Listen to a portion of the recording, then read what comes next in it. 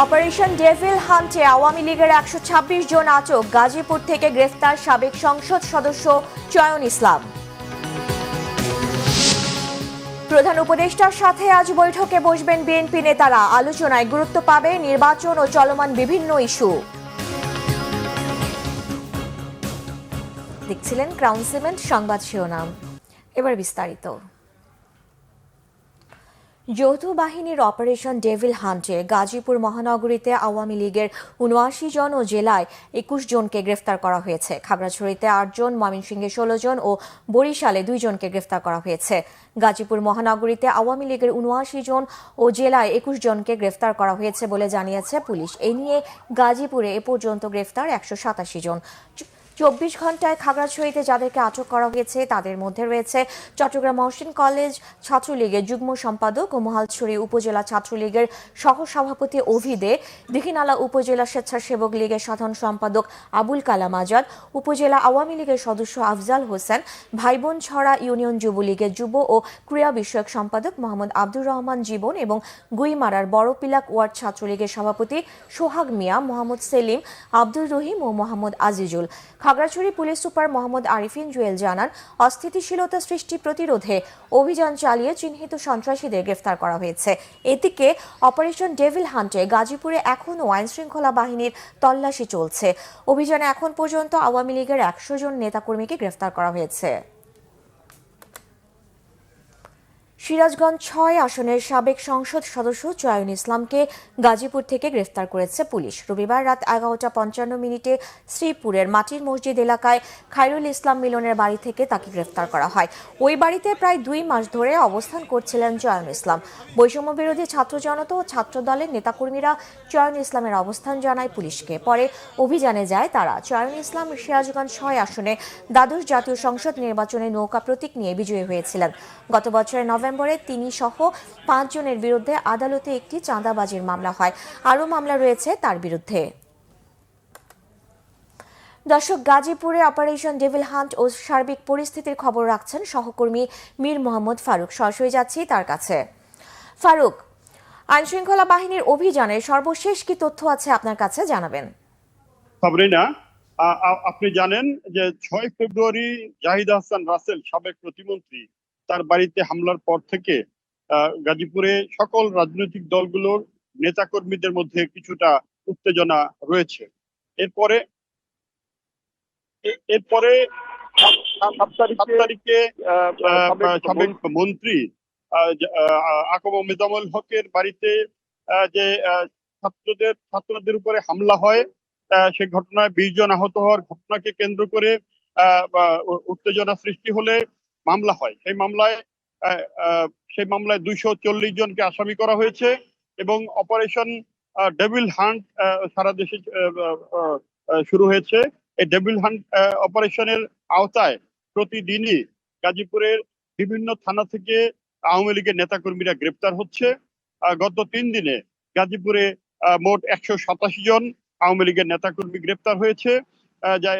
এরা সকলেই operation devil হান্টের আওতায় গ্রেপ্তার করা হয়েছে এবং এখানে পুলিশ জানিয়েছে, জেলা পুলিশ জানিয়েছে তাদের গ্রেপ্তার করা হয়েছে পূর্বে তাদের নামে থাকা বিভিন্ন মামলার আওতায়। আর একই সাথে গতকাল রাতে গাজীপুরের মাওনার একটি বাড়ি থেকে গ্রেপ্তার হয়েছে সিরাজগঞ্জ ৬ আসনের সাবেক সংসদ সদস্য চয়ন ইসলাম। আমাকে জেলা পুলিশ এবং মেট্রোপলিটন পুলিশ সূত্র জানিয়েছে যে এখন থেকে প্রতিদিনই সবসময় এই যে অপারেশন ডেভিল হান্ট এর আওতায় গ্রেপ্তার অভিযান চলবে এবং এর মধ্যে যদি অন্য কেউ নাশকতামূলক কোনো কাজ করতে জড়িত হওয়ার কোনো সম্ভাবনা থাকে, সেক্ষেত্রে গ্রেপ্তার অভিযান আরো গুরুত্বের সাথে তারা গ্রহণ করবেন। সাবরিনা, এই ছিল গাজীপুর থেকে অপারেশন ডেভিল হান্টের সর্বশেষ পরিস্থিতি। ধন্যবাদ ফারুক। দেশের বর্তমান পরিস্থিতি নিয়ে নিজেদের অবস্থান তুলে ধরতে প্রধান উপদেষ্টা অধ্যাপক ডক্টর মোহাম্মদ ইউনূসের সঙ্গে আজ বৈঠক করবে বিএনপি। প্রধান উপদেষ্টার সরকারি বাসভবন যমুনায় সন্ধ্যা ৬টায় এ বৈঠক হবার কথা রয়েছে। ধানমন্ডি ৩২ নম্বর সহ সারা দেশে ভাঙচুর, সংস্কার কমিশনের প্রতিবেদন ও সমসাময়িক রাজনীতি নিয়ে বৈঠক আলোচনার কথা রয়েছে। বিএনপি নেতারা প্রধান উপদেষ্টার সঙ্গে দেখা করে দেশের সার্বিক পরিস্থিতি নিয়ে দলের অবস্থান তুলে ধরবেন। এর আগে শুক্রবার দলের চেয়ারপারসনের রাজনৈতিক কার্যালয়ে স্থায়ী কমিটির জরুরি বৈঠকে এই সিদ্ধান্ত নেওয়া হয়। স্থায়ী কমিটির বৈঠকেও দেশের বর্তমান পরিস্থিতি নিয়ে আলোচনা হয়। এসব বিষয়ে নিজেদের অবস্থান তুলে ধরতে প্রধান উপদেষ্টার সঙ্গে বৈঠকে সিদ্ধান্ত নেওয়া হয়েছে বলে জানানো হয় দলের পক্ষ থেকে। সুন্দরবনে অস্তিত্ব সংকটে পড়েছে সুন্দরী গাছ। বনে আধিপত্য বেড়েছে গেওয়া ও গরান উদ্ভিদ সহ বিভিন্ন লতাপাতার। এসব উদ্ভিদ ও লতাপাতার বিস্তার চলমান থাকলে হারিয়ে যেতে পারে সুন্দরী সহ বিভিন্ন উদ্ভিদ। মোংলা প্রতিনিধি জসিমউদ্দিনের তথ্য ও ছবিতে একটি ডেস্ক রিপোর্ট।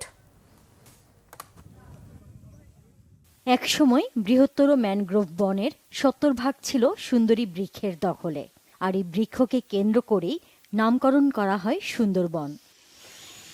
কিন্তু বর্তমানে এই গাছের সংখ্যা উল্লেখযোগ্য হারে কমেছে। সংখ্যায় কম হওয়ায় গাছের গায়ে সাইনবোর্ড লাগিয়ে রেখেছে কর্তৃপক্ষ। এতে অসন্তুষ্ট ভ্রমণ পিয়াসুরা। বোর্ডে আসার সময় শুনছি যে সুন্দরবন হয়েছে নাকি সুন্দর গাছ আছে দেখা, তাই সে দেখি সুন্দর গাছই নাই, কম কম। এখানে যদি সুন্দরী গাছের ব্যবস্থা করা হতো, বনকর্মী যদি এগুলো সংরক্ষণের ব্যবস্থা করে কিছু গাছ লাগানোর ব্যবস্থা করতো, তাহলে এখানে পরিবেশটা ভালো হতো, আমরা দেখে অনেক আনন্দিত পেতাম এবং শিশুরা জানতো যে না, সুন্দরবনে আসলে প্রকৃত সুন্দরী গাছ দেখা যায় এবং এখানে দেখলে ভালো লাগে।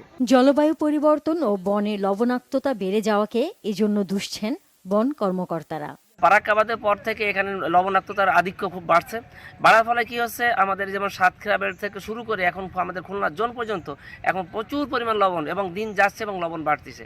এই লবণ বাড়ার ফলে সুন্দরী গাছের সংখ্যাও কিন্তু কমে যাচ্ছে। অতিরিক্ত লবণের কারণে আমাদের সুন্দরী গাছ, আমাদের যে সুন্দরবনের ঐতিহ্য, যে সুন্দরী গাছ সহ অনেক গাছই তাদের জৈব বৈচিত্র্য হারাচ্ছে, তাদের যৌবন হারাচ্ছে, মারা যাচ্ছে, বিলুপ্তির পথে যাচ্ছে। কাজেই এই জলবায়ু পরিবর্তন রুখতে গেলে আমাদের জীবাশ্ম জ্বালানি ব্যবহার করতে হবে, রামপাল বিদ্যুৎ কেন্দ্র বন্ধ করতে হবে। তার মধ্যে দিয়ে আমরা সুন্দরবনকে রক্ষা করতে পারবো, সুন্দরী গাছকে রক্ষা করতে পারবো এবং আমাদের জীববৈচিত্র্য রক্ষা পাবে। সুন্দরী সহ বিভিন্ন মূল্যবান উদ্ভিদ রক্ষায় প্রয়োজনীয় ব্যবস্থা নেওয়ার পরামর্শ সংশ্লিষ্টদের। Bangla vision news desk. এই ছিল এখনকার মতো। পরের সংবাদ দুপুর 2টায়। এর আগে একটায় রয়েছে নিউজ টপ 10 দেখার আমন্ত্রণ রইল। এছাড়া বাংলা ভিশন সংবাদ ও সংবাদ সংশ্লিষ্ট অনুষ্ঠান দেখতে ভিজিট করুন www.vvnews24.com ও facebook.com/banglavisionnews এবং সাবস্ক্রাইব করুন youtube.com/banglavisionnews। ধন্যবাদ।